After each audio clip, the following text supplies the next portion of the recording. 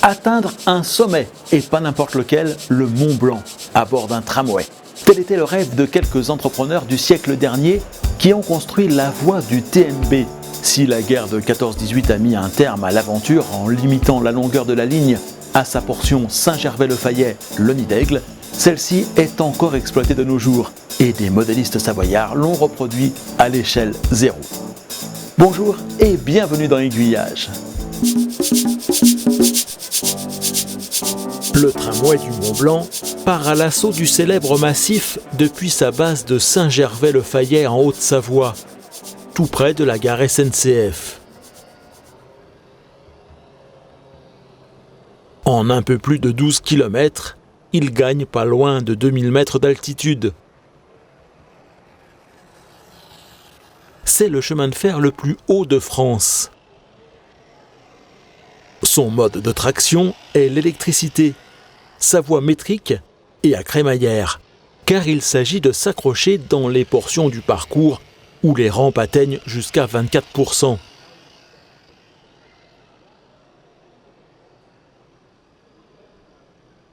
Une ligne ô combien spectaculaire qui ne pouvait que motiver des modélistes à se lancer dans son évocation. Ceux de l'amicale du petit train d'Annemasse Sixte, installé dans la commune de Vieux-en-Sala, à une quarantaine de kilomètres de là, se sont lancés dans la création d'un réseau pour l'évoquer. Pour restituer à l'échelle la grandeur des sites et surtout le dénivelé, ce réseau présente l'originalité de partir du sol pour atteindre le plafond, ce qui doit être une caractéristique assez unique parmi toutes les maquettes ferroviaires existantes.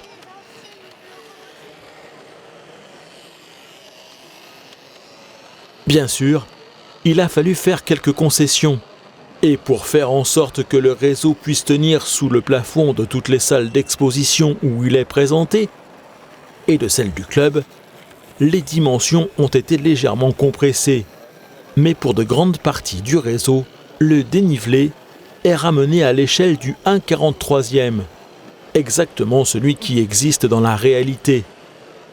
Le choix du 0 a bien évidemment eu un impact majeur sur la taille de la maquette et permet d'obtenir ce sentiment de faire face à un paysage grandiose, mieux même celui d'avoir l'impression d'être tout simplement au bord des voies, dans le paysage, comme le serait un touriste qui se promènerait sur un sentier longeant la voie du TMB.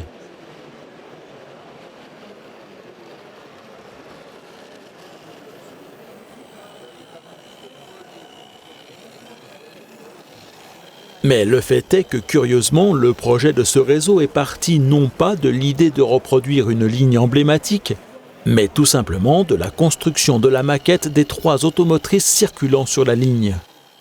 On est parti de caisses d'origine qui sont réalisées en résine et puis on les a montées d'abord en statique, ensuite on les a peintes, puis on s'est dit ça serait quand même fabuleux si on arrivait à réaliser un réseau.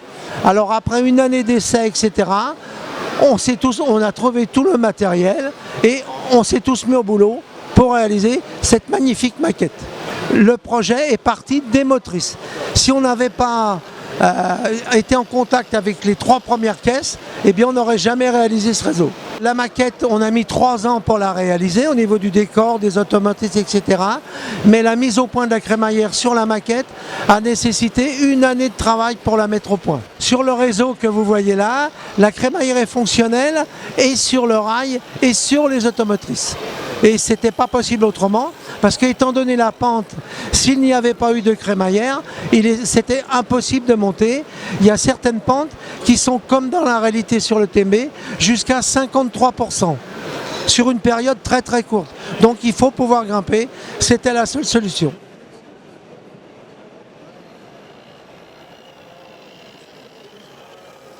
Le réseau est composé de 9 modules d'1,50 m. Il fallait qu'à la jonction de chaque module, ça corresponde exactement pour la crémaillère à la crémaillère qui est montée sur la maquette de l'automotrice. Ces automotrices sont celles qui ont été mises en service à la fin des années 50, après l'électrification de la ligne, et qui assurent aujourd'hui encore le transport des voyageurs. Elles portent chacune un prénom féminin.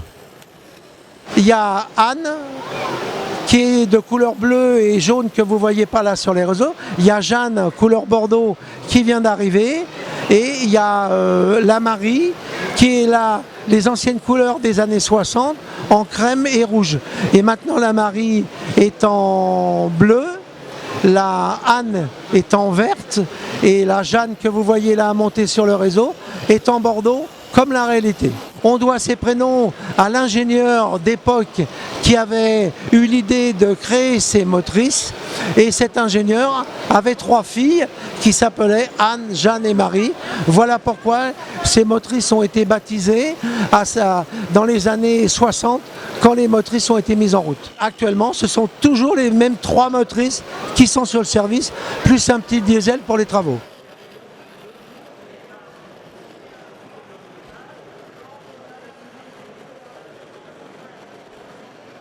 Le rêve d'atteindre le Mont Blanc, à bord d'un moyen de transport, était partagé par de nombreux ingénieurs et hommes d'affaires à la fin du XIXe siècle.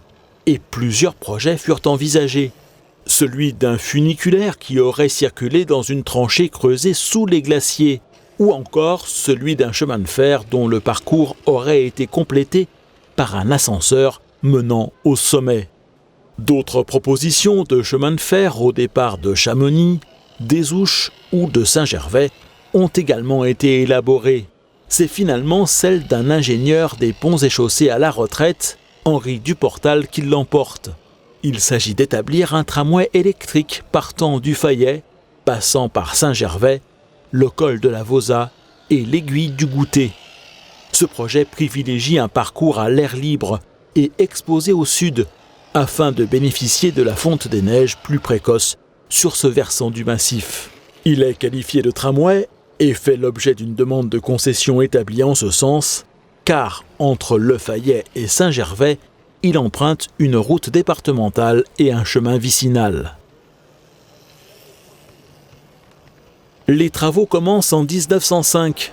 En attendant l'électrification de la ligne, ce sont 2 locomotives à vapeur qui assurent le transport des matériaux. Le premier tronçon atteignant le col de la Vosa est ouvert au public en 1909. Le coût des travaux est considérable et malgré l'affluence des touristes, la trésorerie de la compagnie se trouve dans une situation délicate. L'électrification de la ligne est reportée à plus tard. Le 1er août 1913, son nouveau terminus est situé au Nid d'Aigle. Mais 1 an plus tard, en 1914, la mobilisation générale est décrétée le 2 août. Cet événement marque la fin de l'exploitation de la saison touristique dans le massif du Mont Blanc. Les priorités sont ailleurs. La période de l'entre-deux-guerres verra l'exploitation reprendre peu à peu. Et l'apparition d'un concurrent potentiel, le téléphérique, pousse ses dirigeants à reparler de la modernisation et donc de l'électrification de la ligne. Mais la situation financière de la compagnie restant plus que difficile, ces projets n'aboutissent pas. Ils ne seront concrétisés que dans les années 50. Pierre Noury, un industriel lillois, rachète alors l'hôtel du col de la Vosa et pour en assurer le remplissage, investit également dans la société qui exploite le tramway du Mont Blanc. Il en reprend même l'essentiel des actions.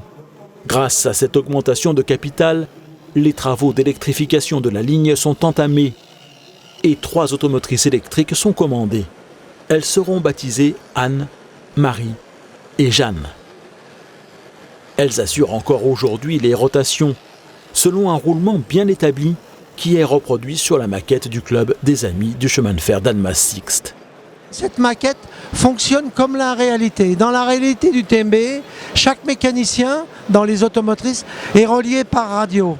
Nous, c'est un système électronique. C'est-à-dire que l'automotrice qui est déjà au Nid d'Aigle, quand elle redescend, elle attend toujours au col de Vose que l'automotrice qui vient de Saint-Gervais monte pour pour effectuer le croisement, pour éviter les collisions. Donc ça fonctionne de la même façon.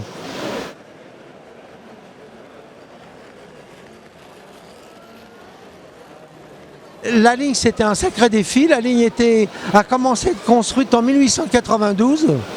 Et puis, elle a fonctionné en traction vapeur jusqu'en 1952. Un petit peu, et après dans les années 60. Mais c'est un sacré défi, parce qu'ils avaient prévu au départ de faire cette ligne de Saint-Gervais et de monter au Mont-Blanc, ce qui était un exploit absolument fantastique. Mon avis personnel, c'est qu'ils y seraient arrivés. Malheureusement, il y a eu la guerre de 14 qui a arrêté tous les travaux.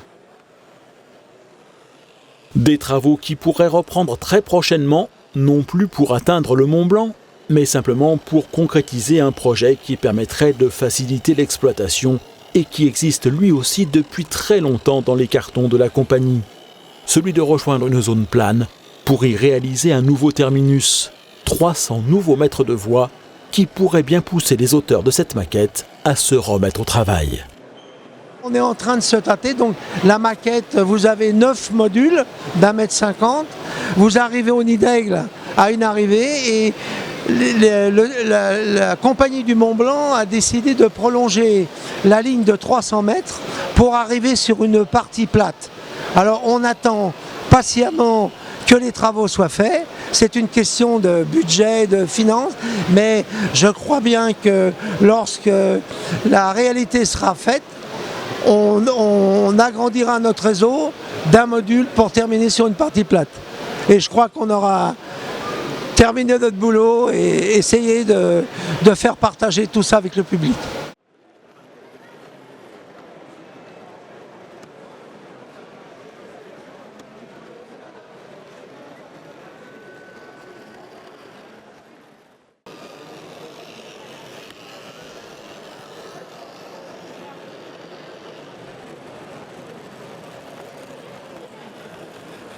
Bientôt 300 mètres de plus pour le tramway du Mont-Blanc qui se rapproche encore un peu du mythique sommet, même si bien sûr il ne l'atteindra jamais. La semaine prochaine dans Aiguillage, une nouvelle visite à Mini World Lyon où les travaux de construction du 4e monde Mini Lyon ont bien avancé. Il s'agit d'une évocation des principaux quartiers de la ville des Lumières dont les bâtiments les plus emblématiques seront reproduits à l'identique mais à l'échelle. Merci à toutes celles et à tous ceux qui permettent à cette nouvelle saison d'Aiguillage d'exister. Soutenez vous aussi Aiguillage en devenant à votre tour un aiguillonnaute VIP. Pour un montant laissé à votre libre appréciation, vous pourrez accéder à une version sans publicité des reportages d'Aiguillage et à la possibilité de les télécharger très simplement et en haute définition.